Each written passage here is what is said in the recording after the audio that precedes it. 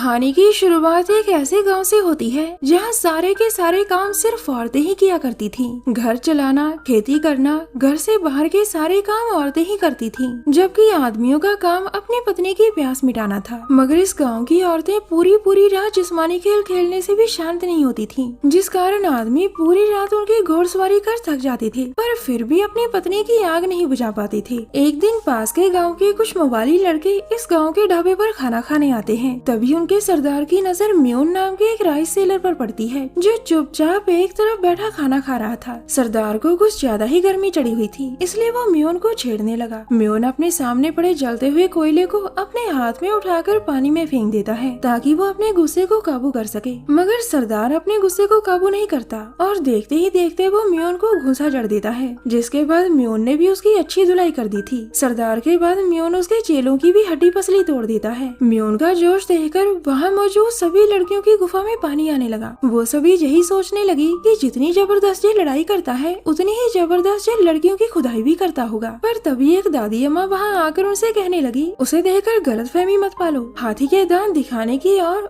खाने के कुछ और होते हैं, ये नहीं जानती क्या? लड़कियों ने पूछा, इसका क्या मतलब अम्मा? तो दादियों ने बता दी है कि इसके पास केला नहीं, केली है, जो बरसों से बेहोश पड़ी है। ये सुनते ही सभी औरतें म्योन को देखकर उस पर जोर जोर से हंसने लगती हैं। म्योन भी सब देख रहा था, लेकिन वो चुप रहता है। कुछ देर बाद म्योन का बड़ा भाई क्योन कहीं जा रहा था। क्योन एक गबरू जवान लड़का था। गांव की सभी लड़कियां, औरतें, यहाँ तक कि बूढ़ी औरतें भी क्योन की दीवानी थी। वो जब भी नदी में नहाने जाता तो जिस्म की प्यासी लड़कियां उसे छुप छुप कर देखती रहती थी। उधर दिन में लड़कियों का हंसना और अब अपने भाई के हथियार की तारीफ सुनकर म्योन पगला सा गया था। वो दारू पीकर ढाबे पर गंद मचाने लगा, जिसके बाद उसका भाई अपने कंधे पर उसे बोरी जैसे लाद कर घर ले जाने लगता है। रास्ते में उनकी मुलाकात किम नाम की एक लड़की से होती है, जो नदी के पुल पर अपनी टांगों को हवा में लहराते हुए नाच रही थी। उसका नाच और खूबसूरती देखकर क्योन का संतुलन बिगड़ जाता है और वो म्योन के साथ नदी में गिर जाता है। पानी में गिरने से दोनों भाई पूरी तरह भीग गए थे, इसलिए वो नदी किनारे आग जलाकर अपने कपड़े सुखाने लगते हैं। दोनों को देखकर साफ साफ पता लग रहा था कि इन दोनों में जरा सी भी नहीं बनती, लेकिन ये हमेशा से ऐसे नहीं थे।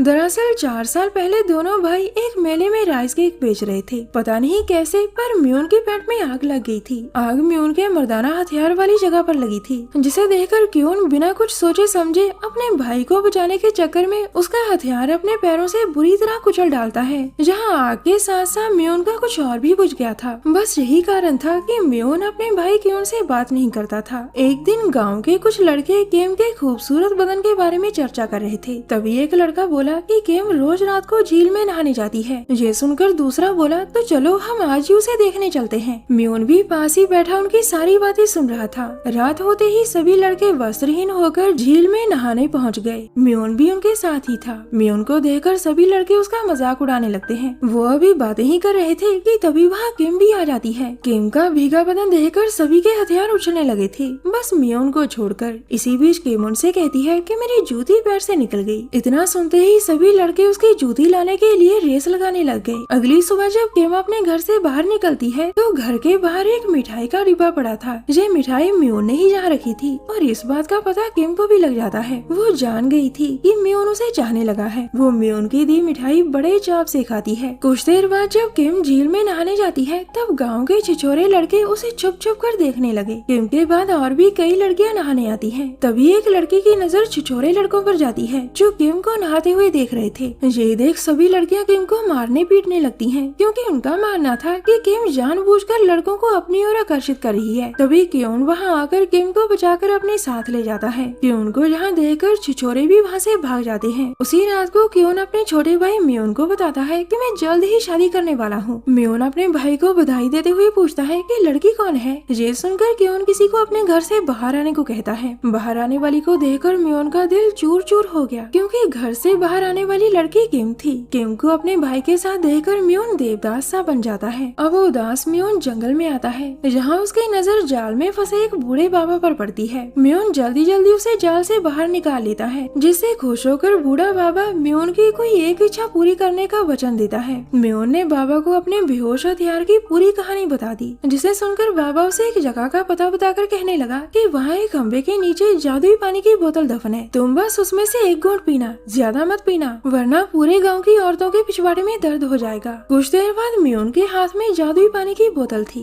जिसे वो एक ही सांस में खाली कर देता है। अगली सुबह जब वो अपने गांव में वापस आया तो उसे पता चलता है कि गांव के सभी आदमी युद्ध में चले गए। जादुई पानी पीने से म्योन का हथियार सच में मर्दाना हथियार बन चुका था। जब वो वॉशरूम करने लगा तो उसके हथियार से निकला वॉशरूम पूरे गाँव को हैरान कर देता है। देखते ही देखते ये बात पूरे गाँव में फैल जाती है। जो औरतें पहले म्योन का मजाक उड़ाया करती थी अब वो सभी उससे अपनी ठुकवाई करवाने के लिए बेताब हो रही थी, क्योंकि उनके पतियों के घर न होने के कारण उन्हें जिस्मानी सुख देने वाला कोई भी नहीं था। म्योन ये सब देखकर बहुत खुश था, पर फिर भी वो अपने ऊपर काबू रखता है। एक रात सू नाम की एक औरत की गुफा में कुछ ज्यादा ही चुल मची थी। वो म्योन के पास आकर उसे जिस्मानी खेल खेलने के लिए उकसाने लगती है। उसकी हरकतें देखकर म्योन भी अपना आपा खो बैठता है और वो सू की आगे पीछे दबाकर ऐसी खुदाई करता है जिससे सू की नाक से खून बहने लगा। जब म्योन सू की खुदाई कर रहा था तो गांव की सभी औरतें उन्हें देख रही थी। उसके हथियार का जोश देखकर उन सभी औरतों की गुफाएं भी अपना मुंह खोल चुकी थी। सू अपनी सहेलियों को बताती है कि उसके पिछवाड़े को ठीक होने में कई दिन लग जाएंगे। इतना मजा मुझे आज तक किसी ने नहीं करवाया। सू की बातों से तो औरतों की जिस्मानी भूख और भी बढ़ गई थी। अब सभी औरतें म्योन के घर के बाहर लाइन बनाकर अपनी बारी आने का इंतजार करने लगती हैं और म्योन भी पूरी रात सभी औरतों की दबाकर ठुकाई करता है। अगली सुबह म्योन के हथियार के किस्से गाँव की राजकुमारी तक भी पहुँच गए थे, जिसके बाद वो भी म्योन से अपनी खुदबाई करवाने के लिए मरी जा रही थी। अगले ही दिन राजकुमारी के कहने पर राजा म्योन को अपने महल में बुलवाता है। वो म्योन से कहता है कि तुम्हें हमारे विरोधी राजा के साथ एक प्रतियोगिता करनी होगी। अगर तुम जीत गए तो हम तुम्हारे भाई को युद्ध से वापस बुला लेंगे। राजा की बात मानकर अगले ही दिन म्योन प्रतियोगिता वाली जगह पर पहुंच जाता है। इस प्रतियोगिता में म्योन और उसके विरोधी को अपने मर्दाना हथियार पर वजन बांध कर रखना था। जो भी ज्यादा वजन उठाएगा वही विजेता माना जाएगा। म्योन के विरोधी ने अपने हथियार से 30 किलो वजन उठाया था और अब बारी म्योन की थी। म्योन का हथियार इस समय नींद में था। तभी राजकुमारी उसके हथियार को जगाने और जोश में लाने के लिए एक केले को ऐसे चाटने लगी जैसे वो म्योन के हथियार को ही चाट रही हो। ये देखकर म्योन में जोश आ जाता है और देखते ही देखते वो पूरे 120 किलो वजन उठा लेता है। म्योन के इस कारनामे से खुश होकर उसे राजमहल में खाना खाने के लिए बुलाया जाता है। इसी बीच सेनापति वहाँ आकर सबसे कहता है कि क्योन युद्ध में मारा गया, लेकिन उसकी लाश नहीं मिली। ये सुनकर म्योन को गहरा झटका लगा था। दूसरी ओर किम की तबीयत लगातार खराब हो रही थी।